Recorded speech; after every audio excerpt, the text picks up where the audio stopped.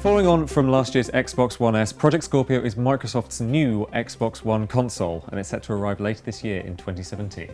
This isn't a direct successor to the Xbox One, and it's actually not even a traditional console upgrade that we're used to. It'll have all the same games, and it won't have any exclusives either. I'm John Porter from Tech Radar. And I'm Emma Boyle from Tech Radar. And this is everything you need to know about Project Scorpio.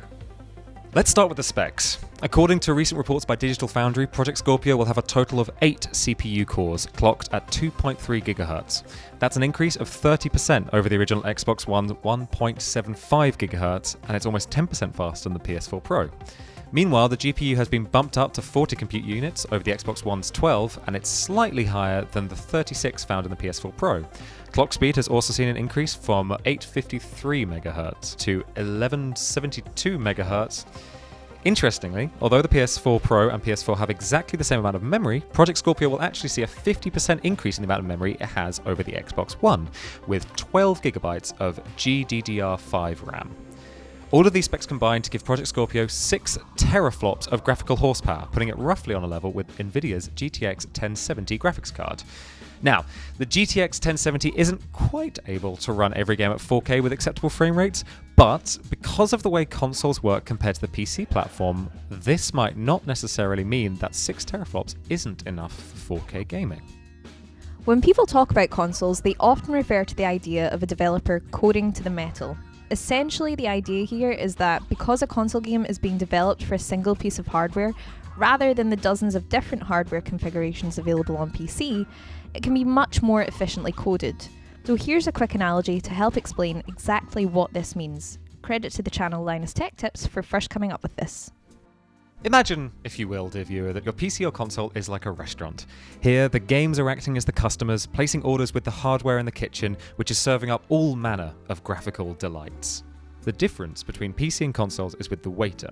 In the PC restaurant, the customers, i.e. the software, have no idea what form the chefs, i.e. the hardware, take. Maybe it's a high-powered Nvidia GTX Titan X graphics card, or maybe it's a lowly GTX 1050. That's where waiters, i.e. the graphical APIs like DirectX, come in. The waiter takes the orders from the software and translates it into a language that the chefs, the hardware, can understand. Consoles don't work like this. Here, the software knows exactly what the hardware is and is not capable of, i.e. the customers know exactly what the chefs can and can't cook, and they don't need a translator or a waiter with a menu to talk to them. PCs are powerful, far more powerful than consoles in most cases, but this fact means that they can't quite be as efficient. Now, we haven't had the chance to see what Scorpio is capable of out in the wild, and hence all the information we've received so far has been from Microsoft themselves, so take this all with a huge pinch of salt.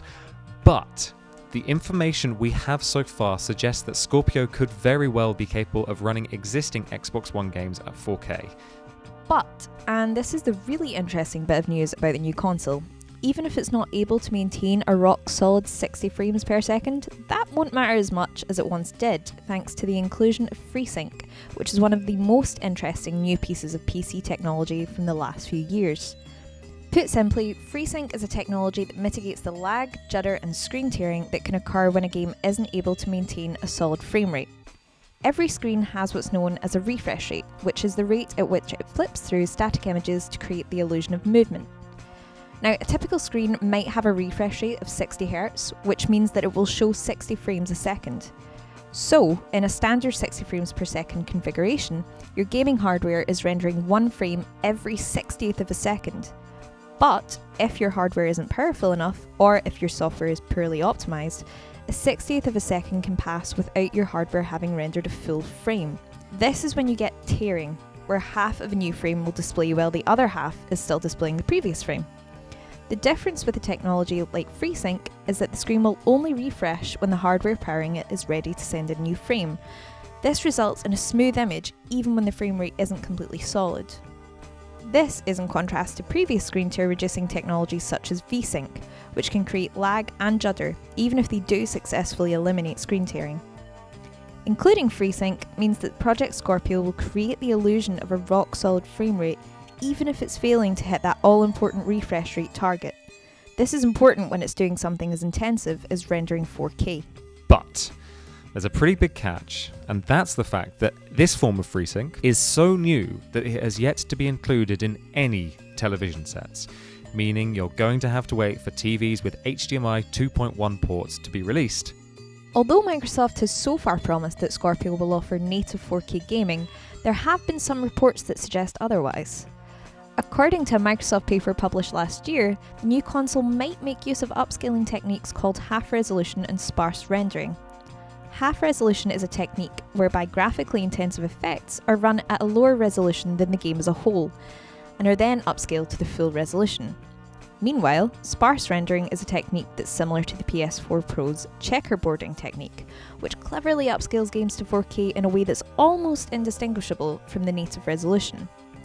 While Microsoft has said that it's targeting native 4K for its first-party titles, these techniques suggest that the Project Scorpio's games will run at different resolutions depending on their developers' priorities. But without official confirmation from Microsoft, it's tough to know for sure. Although we've now got a much clearer image of the new hardware than we did before, there's still one crucial piece of the puzzle that's been left out, and that's VR. It's likely to partner with a hardware manufacturer such as Oculus or HTC to allow their headsets to run on the new console. If we had to guess, we'd say that the Oculus Rift is the more likely of the two headsets to make its way to the console. Microsoft has already partnered with Oculus to provide them with a controller, the Xbox 360 pad, when the Rift first launched in 2016. But the biggest issue is cost. The Oculus Rift currently retails for much more than Sony's competing PlayStation VR, which could make Project Scorpio VR gaming significantly more expensive than the console competition. So that's everything we know so far about Project Scorpio, but we wanted to know what some game developers thought, so we asked them exactly that at the Video Game BAFTAs last week, and you can check out their answers right here. Somewhere here. Did you like this video? Remember to like, comment and subscribe. I've been Emma Boyle from Tech Radar. And I've been John Porter from Tech Radar. Bye. Bye. See ya.